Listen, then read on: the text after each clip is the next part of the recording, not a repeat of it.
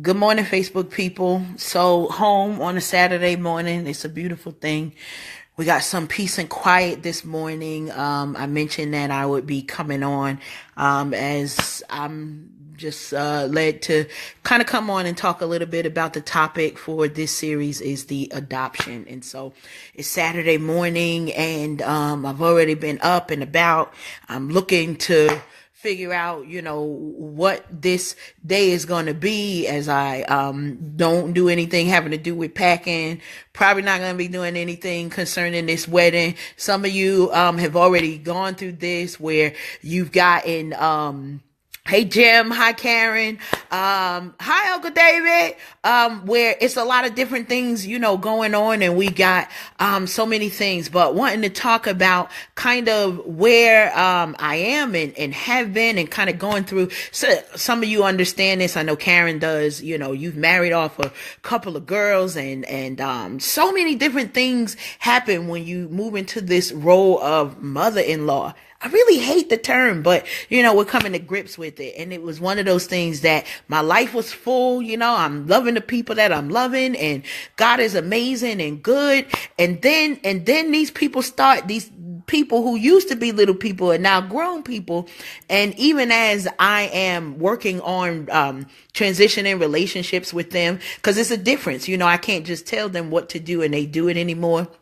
Maybe that works for your kids, but it doesn't work that way for mine. They're like, okay, mom, whatever. And most of them are taller than me, so I get a pat on the head. And they keep on moving. But this comes, really at a time when it's like, well, Lord, I thank you so much. I love my children. I love my family, and I'm trying to do the best that I can.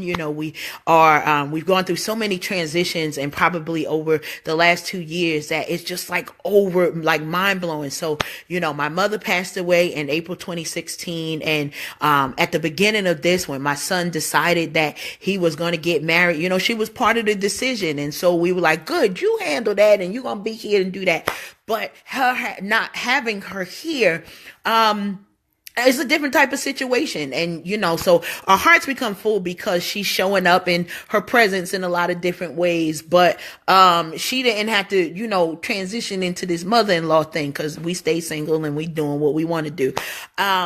So now this is a new transition, and it's like I'm doing it and not really having a firsthand mentor, coach, whatever you want to say. But I see a lot of people, and they do it well, and they love their, daughter-in-laws and son-in-laws, and it really kind of focused on what capacity do I have to love, to give more love, to receive more love, and that had to happen before this time. And so kind of the whole thing of the series of the adoption is that as I mentioned on yesterday, come next week, I'm adopting a daughter, and for those of you that'd be my son's wife. But because I don't really like the term mother-in-law, it's like, well, how do we do this? So, I'm okay with being mother. I'm good at it. I think I've successfully done it since I have not killed or harmed any of my children. So it's an amazing thing. Hey, Nicole. Hey, Elise. Good to see. I can't wait to see y'all. I'm going to be back in PA, Jersey area next week as we kind of, close all of this out and get them, across the, broom or whatever they doing. I'm not really sure, and thankfully, my prayers go out to Carol, because I know as mother of the bride, oh my goodness, I can't even imagine all of the different things that need to go on. But the thing is that I wanted to share was in all of this, I had to be, really open with, where I was and some of the emotional baggage that I walk around with, some things that I didn't even realize what it was like, I'm blocking the opportunity to love more individuals. And it's kind of like, I'm good over here. We just gonna stay here and keep things fine. But as, kind of points of how to do this. And it's not just for mother-in-law, but this could apply to any relationship where you're trying to grow your capacity for more love, when you're trying to really show yourself. Most people who know me know that I'm transparent and I'm trying to do things. If I don't like you, it won't be a secret. If I love you, you know that, because I say it openly. But God is looking to do some more stuff. Hey, Rajan, don't be getting in no trouble today. Hey, Gail, good to see you.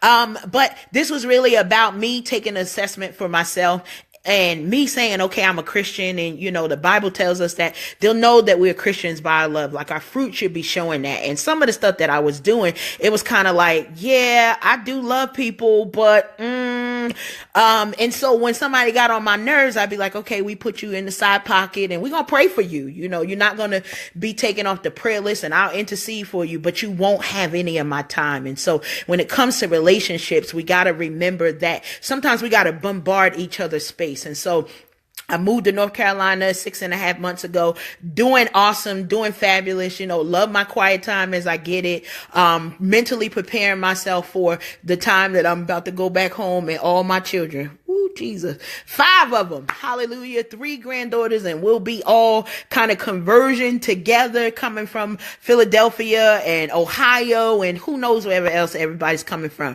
But, we got to take within ourselves the assessment and look, where are we getting love from? What kind of love is it that we're giving ourselves, or allowing ourselves to be open to? Because everybody that says they love us really may not know how to love us. And so, sometimes there are certain decisions that I made that my parents are like, oh my goodness, why is this girl doing that? But I knew that as I was moving forward, God was making the way. And so even in this, transition to mother in love, this is a thing, and so, my daughter to be and myself made some intentional decisions to kind of bombard each other's time and bombard each other's life, because I'm in North Carolina, she's in Pennsylvania, so we can't go get our nails done, we can't go to the movies, there's not really a lot of shopping going on. But God moved our hearts to kind of figure out a way to just be in each other's life on a daily basis. And so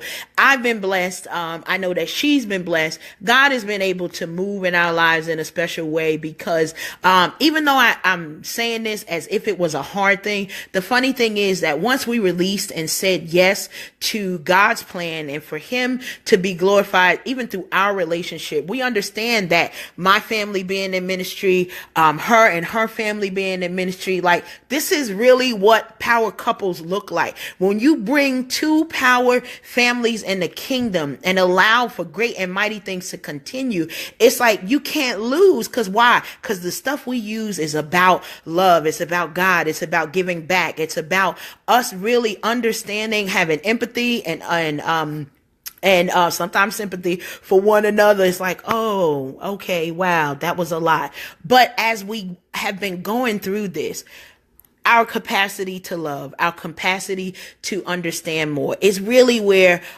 we've seen most of the difference. So things that we don't understand, we get an opportunity to ask about, versus sometimes maybe taking that spirit of offense. And the scriptures tell us, the person who does not take offense shows wisdom, but also obtains glory. And so when we think about what it is that we're doing in our lives, and maybe you're not in a season of weddings or getting a new title, but maybe you are. Maybe it's the people at your job. Maybe it is your children, on how to love them better. Maybe you're transitioning where your kids are going from high school and student age to adulthood. Hey Sharon, good to see you. Miss my babies. I know you know this, where you got to change the way that you mother your children. You got to change the way that you love them. You got to be able to love them, but also trust God. Like, God has given us so many promises and things that he said that are ours. And so,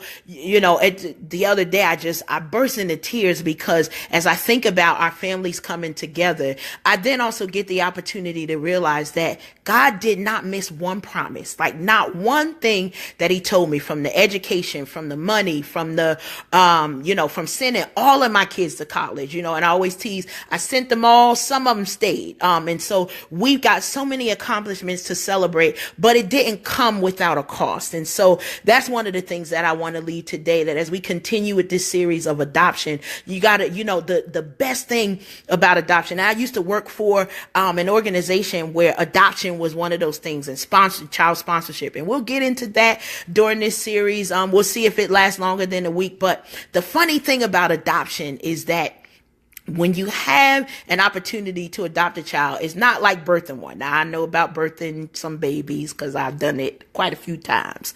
But you don't get to choose. It's like you get what you get. And some of these ones that I have, I'm like, dear Jesus. But with adoption, it's a choice. So you choose to love. You choose to expand your capacity. You choose to be more than you are. And then you choose to, as you know, your cup runneth over and you got things going on, you choose to give that back and sow into somebody else. And so, we know it's like what you sow, you shall also reap. So as I'm sowing in love, the love is also coming back to me in like a greater harvest than I could ever believe. Like I am so free. And this freedom is like, whoa, Hennessy can't do this. I know some of y'all be on your Patron. That's wonderful. But this is something that it lasts on a high that has continued over, I'll even say magnified over the past couple of weeks. Once I released and said, all right, Lord, you going to do this and you going to make this, what you want it to be. And so it's crazy because he's doing it. Like the stuff that's coming up is not even stuff that I verbally pray for, but I pray for his peace. I pray for expansion. I pray for him to increase my impact in territory. And he's doing it. But the way that he's doing, the way that his glory is being manifested, it's like, whoa. Okay. Like, so for those of you who don't meditate, who don't pray, like, get it on your agenda. It doesn't have to be long, but make sure you do it enough that he knows your voice. It's like, hey, thank you, God, and he's like, oh, that's Karen, because I'm praying a lot and my kids will attest to that. But mostly it's like, Jesus, fix it. I want you to know that's a prayer that works. If you don't know nothing else, he knows exactly what's wrong and he will fix it. Hopefully I'll be back again. We'll see if it's tomorrow, but just take with you today. Open yourself up to have a capacity. Some of us looking for husbands. Some of us want children. Well, that all starts where it's got to be in our heart first. It's got to be in our hearts that we've got a capacity to want to expand in the love. So that means that we got to let those scales fall off of those past relationships that hurt us. Maybe a sister or a brother did or said something that we took offense to. You have a choice to not be offended. You got a choice to move past. And I'm telling you, after so long of feeling like I was stuck emotionally, yeah, I'm smiling. We having a good time. Y'all know when y'all around me, it's going down. It's going to be some laughs and we're going to have a great time. But after all of that, when you get to sit somewhere and stay with yourself, how do you love you enough to be able to say, I can open myself up to be able to allow myself to love more people and for more people to love me. So be amazing today. It's a Saturday. I don't know if some of y'all are working. I'm probably going to do some work on the low, but they always like, when did you answer that email? Never mind. Don't worry about how I move. Cause I know that there is, there's a harvest that's coming from that. So I don't mind hard work, not scared of it. Hopefully you all are not either, but kind of take some time today if you can reflect.